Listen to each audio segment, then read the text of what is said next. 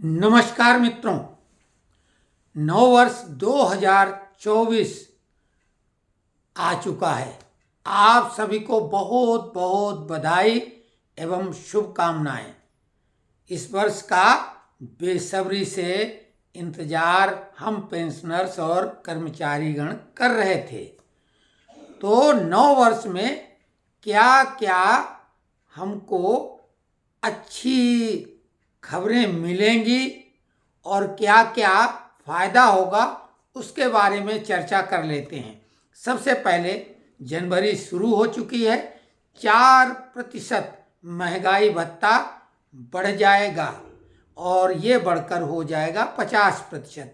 50% महंगाई भत्ता होने पर कई अलाउंस में फायदा होगा।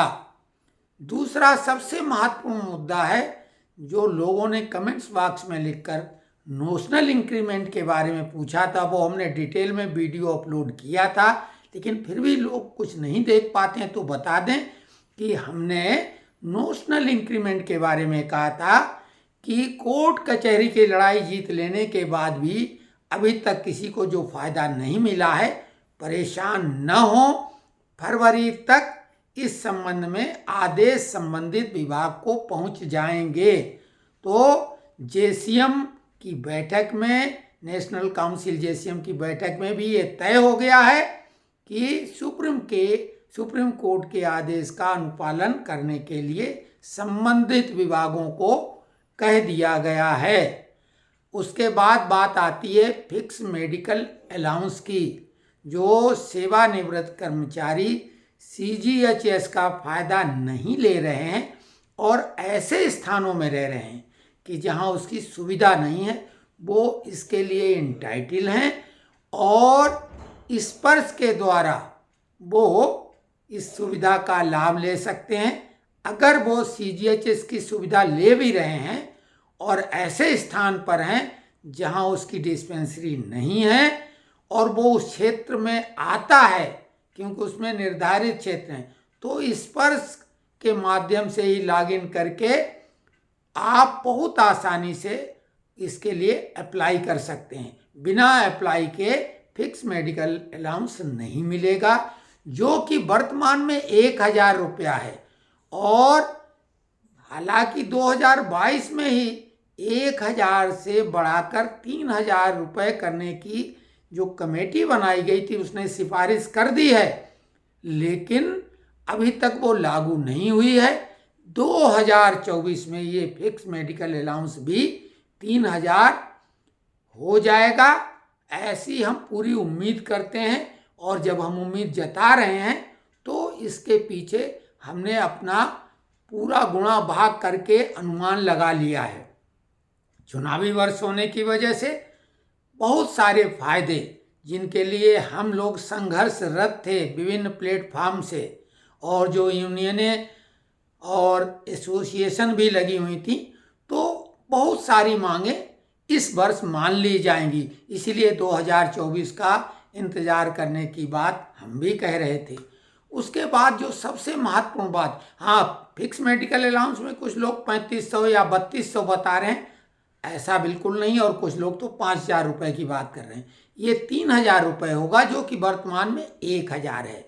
और फिक्स मेडिकल अलाउंस 25 रुपये से शुरू होकर 100 रुपये, 300, 500, 1000 और अब 3000 होगा। उसके बाद पेंशन जो इंक्रीमेंट की तरह, जो कि प्रतिवर्ष के बजाय 5 वर्ष में पेंशनरों को मिलने की मांग चल रही थी, और अभी ये बात अभी भी मांग तक ही सीमित है। सरकार ने इस पर अभी कोई तवज्जो नहीं दी है, लेकिन इस बात को आगे हम लोग अपने अपने ढंग से सोशल मीडिया प्लेटफॉर्म पर, यूनियन एसोसिएशन पर दबाव बनाकर, जो सेवानिवृत्त कर्मचारियों के भी संघ बने हैं उनको भी ये प्रयास करना चाहिए। और ये मांग इतनी जायज़ है कि 80 साल की उम्र वालों को तो 20% सरकार दे ही रही बढ़ा के पेंशन, तो क्यों नहीं 5 साल से ही शुरू ये की जाए, क्योंकि 80 साल तक बहुत कम लोग जिंदा रहते हैं। तो 65 साल से 5%, 70 से 10, 75 से 15, 80 से 20 और फिर आगे वैसा जैसा कि अभी है। तो ये मांग भी जायज़ है और चुनावी वर्ष में उम्मीद कर सकते हैं कि ये मांग मान ली जाएगी। उसके अलावा 18 महीने का एरियर जो कोरोना काल की वजह से हमारा पेंडिंग में है, रद्द नहीं कहेंगे। इस चुनावी वर्ष में हम लोग ये मुहिम जारी रखें, ये मांग भी सरकार मान लेगी।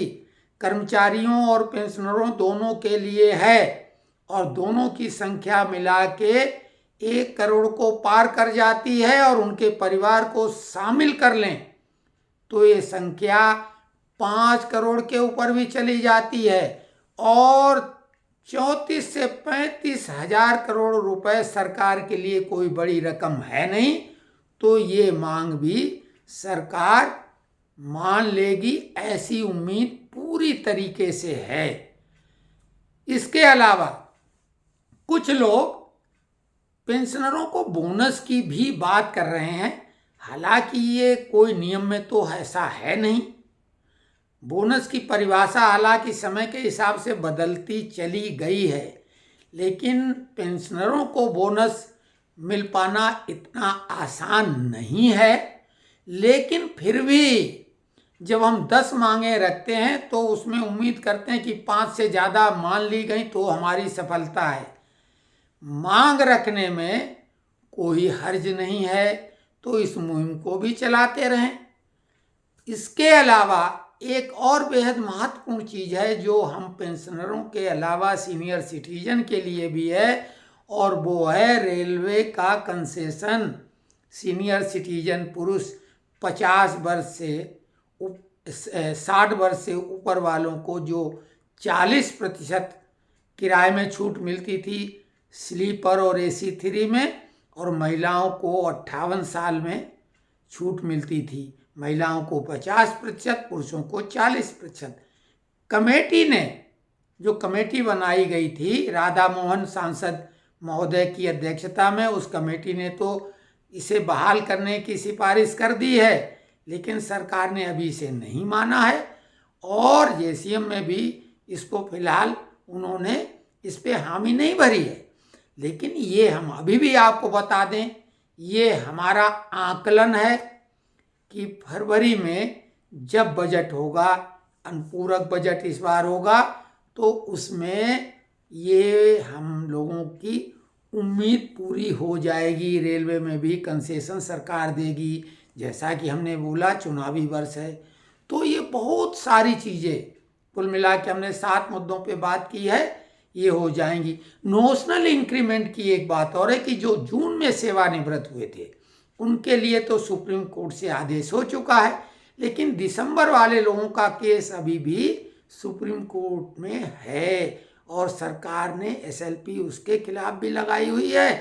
तो वो भी जिस तरीके से जून महीने में सेवानिवृत्त हुए लोगों को नोशनल इंक्रीमेंट बिल्कुल मिलना तय हो चुका है, उसी प्रकार दिसंबर में भी सेवानिवृत्त हुए लोगों को जिनका इंक्रीमेंट जनवरी से मिलना होता था उनको भी ये जीत सुनिश्चित है उनकी, और थोड़ा सा समय में अंतर हो जाएगा। उसी तरह से जैसे कि जिन लोगों ने कोर्ट केस किया है उन्हें तो नोशनल इंक्रीमेंट मिल ही जाएगा, लेकिन जिन लोगों ने कोर्ट केस नहीं अभी तक किया है और उनकी संख्या कहीं ज़्यादा है, हमने भी नहीं किया है, हम भी कोर्ट केस में शामिल नहीं हैं और हम भी जून में सेवानिवृत्त हुए थे, तो उनको भी मिलेगा। लेकिन पहले कोर्ट केस वालों को और बाद में उनको,